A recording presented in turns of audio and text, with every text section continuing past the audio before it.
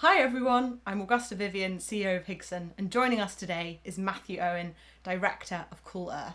Cool Earth is a charity that works with rainforest communities to halt deforestation and its impact on climate change, and is one of Higson's charity partners.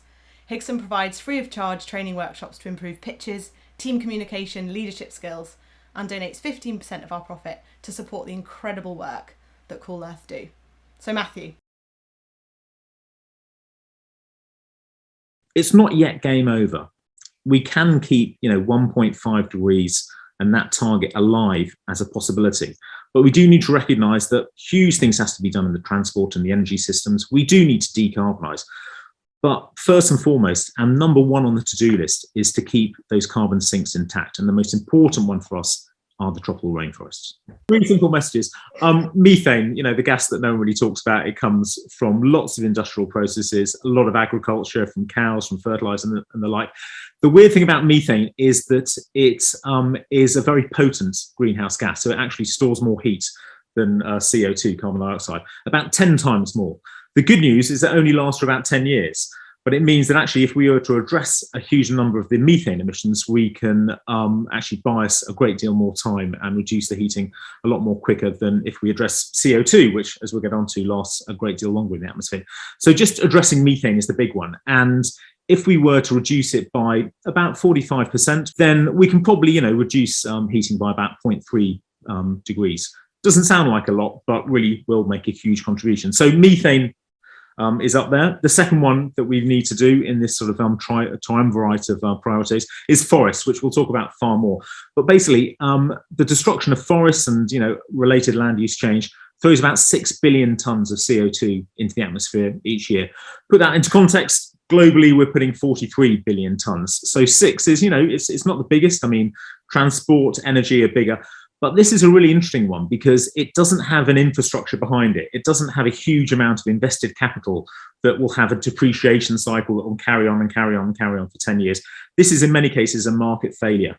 People are chopping down forests because it has no value standing and it has a great deal of value cut down. So just addressing that one, and we have some great ideas that I'm sure we'll get onto, is a priority. And then the final one is coal. Coal, we shouldn't be burning coal. We have better technologies. It's a simple one to replace. Just saying we're not going to build any more coal power stations will do an enormous amount. And coal at the moment is producing about 10 billion tons of that 43. Wow. So it's a huge priority. So, electric cars, photovoltaics, all those things. I mean, lovely things we can talk about, but actually methane, forest, coal. You were saying there about the value of forests and the value of trees. I know we are going to talk a little bit more about Cool Earth and your work. It is really interesting that we were having a great conversation last time about the value of trees and how, because they've been so devalued, cutting them down and then their value later on. Can you share more about that? 'Cause I think that's really interesting. Absolutely. So trees are a big chunk of the carbon cycle. They are one of the key carbon sinks in the globe. The other key one is really the oceans, which also absorb a huge amount of CO2. But if we didn't have those carbon sinks, then the doubling of carbon concentrations that we've seen since the Industrial Revolution, so literally times 2, twice as much carbon in the atmosphere, would actually be more than times 4. We'd have quadrupled, and it would be game over for the planet. Or, well, not for the planet. The planet will always bounce back, but it'd be game over for humanity. Huge swathes of India, China, Central America will just be uninhabitable if it weren't for these sinks. So actually keeping them in place is absolutely critical.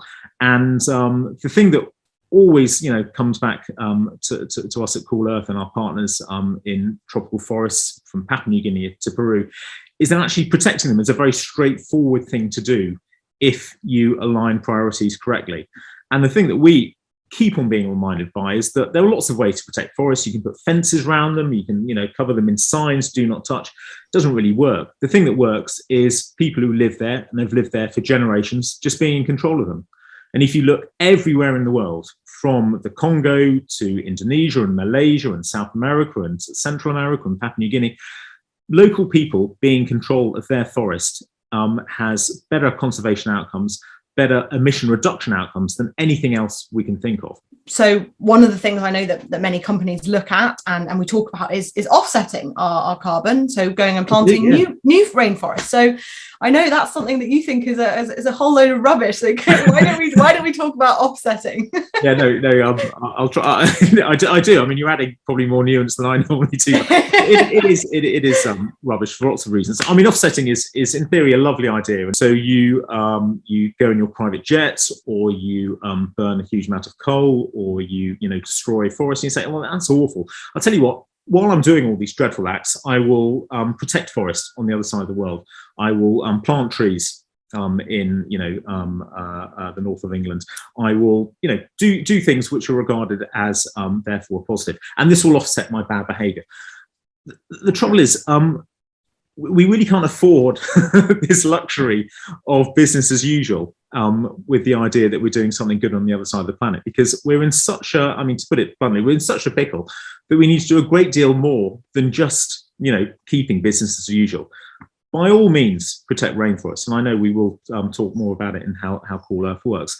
But at the end of the day, doing that, thinking that you're offsetting, malignant bad behavior here, just means that malignant bad behavior lasts for longer.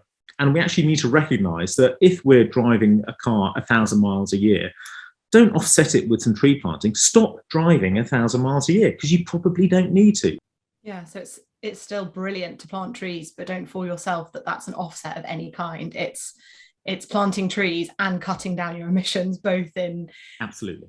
Tell us a bit more about Cool Earth. All around the world, in so many different ecosystems, those ecosystems are destroyed when the people who live there have no choice and become marginalised. All Cool Earth is doing is to try and ensure that these extraordinary people do not face the marginalisation that will mean their communities deteriorate and disappear, and indeed the rainforest deteriorates and disappears.